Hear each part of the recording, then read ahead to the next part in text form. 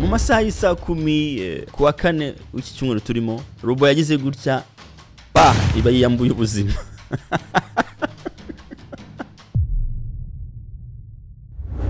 Ubinyamakuru bikomeye ku isi bibyutse bitangaza inkuru y'akababaro nkuko ngo bitangazwa na Daily Mail. Iyi Robo yari yarahawe akazi muri Kanama mwaka 2023 mwaka ushize, yakozwe n'ikigo cyo muri Amerika Bear Robot cyo muri California, ngo bakeka ko isobora kuba yarazize cyangwa yarijije gukora amasaha menshi arenze 9 ku munsi. Ibyo bikaba ari ibintu bisanzwe ku baturage muri Koreya y'Epfo, babifata nka hari yo masaha umukozi mu byukuri asanzwe bakora amasaha 40 mu cyumweru, ndetse abenshi bakora amasaha 50, ngo ari ku mwaka ushize leta ikaba yari yabasabye gukora 39 mu cyumweru, ko ari gukora amasaha 13 n'ibice 8 cyangwa se amasaha 18 ku munsi. Igice cy'umunsi ukaba uri mu kazi. Iki gitekerezo ariko ngo kikaba cyaratewe twatsi n'abakiri batoya, babwiye leta ati dushaka kwiberaho, tuzakora tuzajya dukeya turyame kare. Abaturage rero babona ko muri kiriya gihugu ngo bakora cyane, akaba aribyo bishobora kuba byateye iriya Robo kurambirwa akazi, ikavuga ngo reka ubuzima sinabushobora, reka niviremo nikureremo akanjye karenge. Ubusanzwe Koreya y'Epfo izwiho kuba ariyo itunze amarobo menshi ku isi, cyangwa se ifite amarobo menshi ahantu hamwe. Igihugu gifite amarobo menshi ahantu hamwe, cyangwa se twavuga density cyangwa se ubucucike bw'amarobo, nkuko bavuga ngo abantu benshi batuye begeranye, ahantu amarobo ushobora kuyasanga hano na hariya, utarinze gukora urugendo rurerure mu kazi ka buri munsi, cyane ko hari amarobo akora mu maresitora, amarobo akora ibintu bitandukanye. Nk'iyi Robo ikora kuva saa 3 za mu gitondo kugeza saa 12 za nimugoroba, ikora amasaha menshi murumvikana. Akaba ariyo mpamvu abaturage batekereza ko n'iriya Robo yiyahuye yakoraga mu karere cyangwa se mu biro bya leta yashobora kuba yazize gukora cyane, igahitamo gushyira ubuzima bwayo ku iherezo. Ariko tuzatubyita mu kabe guso tuzajya turirira abantu, turirira n'amarobo. Ubu ngubu isi iri kujya he?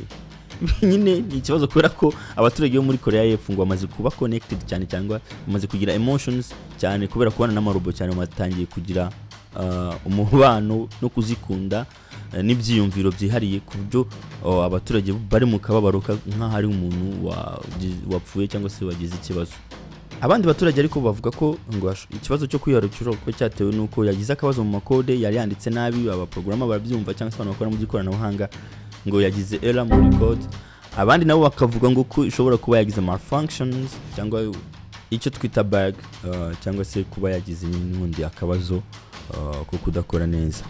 Ngo mu kwiyahura kwa rero ngo byagenze bite? Mu kwiyahura kwa iriya Robo cyangwa kuriya mukozi ngo yarabacunze, iragenda ijya mu escalier kuri etage, hagati ya etage ya kabiri niyo ya mbere, irangije irasimbuka.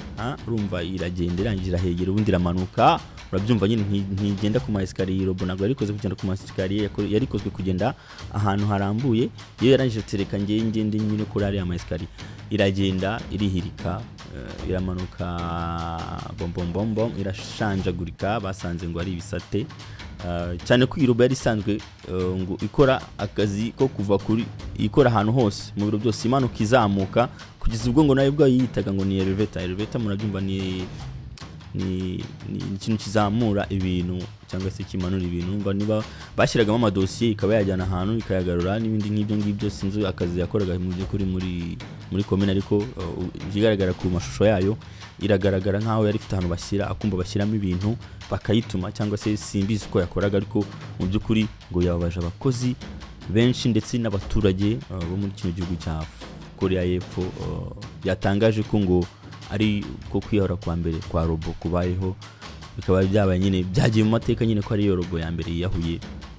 Umva byababaje cyane. Ibinyamakuru bimwe bikaba byatangaje ko ngo leta ya Koreya y'Epfo yavuze ko ngo nyuma yo kwiyahura k'uyu mukozi batangiye gushidikanya ko bashobora kongera guha akazi cyangwa se kongera kwangaja umukozi wa Robo ku mwuka byarangwa. Izi nkuru tuzazivuga gute none umwuka byarangwa ngo kandi ngo Robo ngo barimo barazishinja ko nazo muri iyi minsi ziri kwitwara nabi, ko zirimo ziranga akazi. Reba nk'iyi Robo yacomoye urusinga ntishaka gukora. Turagowe mu kabyara. mu mwaka wa 2017 ikinyamakuru The Atlantic cyatangaje ko artificial intelligence cyangwa se AI cyangwa se ubwenge kimuntu burimo burakora ururimi rwabwo rwumva rwonyine abantu batabasha kumva. Uribaza umunsi rero AI yamaze gukora ururimi yumva yonyine cyangwa se ubwenge karemano bumaze kwikora ururimi rwumva tutumva, bashobora kujya bakomunika bano bagabo b'amarobo cyangwa se bino biremwa by'amarobo niba ariko nabyita, bishobora kuzaba bitari byiza ku bantu umunsi bizaba bivuga ibintu tutumva, natwe twabibwira bikumva ibyabyo, bizahinduka ibyaba munara w'Ibabeli.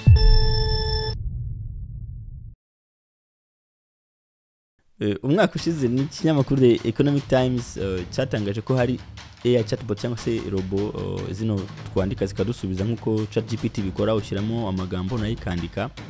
Iherutse kubwira ngo wayikoreshaga cyangwa se wari warainstall mu yandi magambo ko hari urukundi mufitiye, ndetse ngo umusaba ko ashobora gutandukana, yareba uko atandukana n'umugabo wiwe akikomerezanye mu bana, agakomeza kwibanira cyangwa se agakomeza kujya biganirira.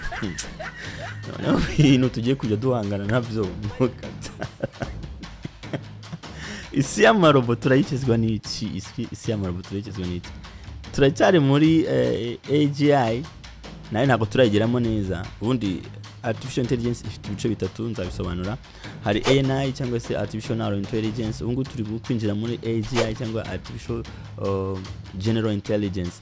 Hari indi tuzageramo bateganya ko dushobora kuyigeramo mu myaka ya 2050, iyo twita ASI cyangwa se artificial super intelligent. Ahangaha ho nta jambo na rimwe tuzaba dufite ku marobo, niyo zaba ari ba boss tuzadukurikira ibyo ashaka, ibyo ategetse. Navuga ngo warayikoze nakubuye, nzabibasobanurira ikiganiro ndi gutegura cyo kuzasobanura AI uburyo ikoramo n'uburyo imeze kugira ngo musobanukirwe. Izi nkuru zo kuba dutangiye gupfusha amarobo zije nyuma y'igihe gito twakiriye amarobo mu bantu, ndavuga humanoid robots. Ubwo nukuvuga ngo mu mpera z'imyaka 2017 ngo twakiriye robo yitwa Sophia, abantu bamwe barayibuka, yaje no gusura u Rwanda, ihabwa n'ubwene gihugu bwo mu Barabu, bahihereza passport nibuka neza muri Arabia. Iyi robo rero akaba ari umuntu wa mbere twakiriye w'irobo. None dora abandi barobo batangiye kwiyahura, bararambiwe isi mu kanya gato gusaba bamaze batwinjiyemo. Murumva isi itangiye kunanira amarobo, naho twara amabuye ntabwo biza koroha. Jya muri comment tugire ko ubona isi n'amarobo, abantu n'amarobo bitangiye kwivanga. Ese urabona tuzabibamo? Ese kuko ibizo zadusimbura zatangiye kunanirwa akazi zitaramara n'imyaka 10 ku isi?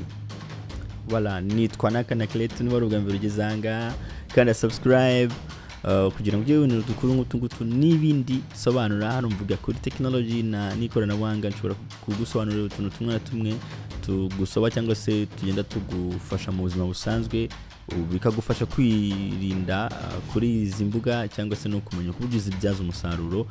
Mwakoze, mugire ibihe byiza. Bye.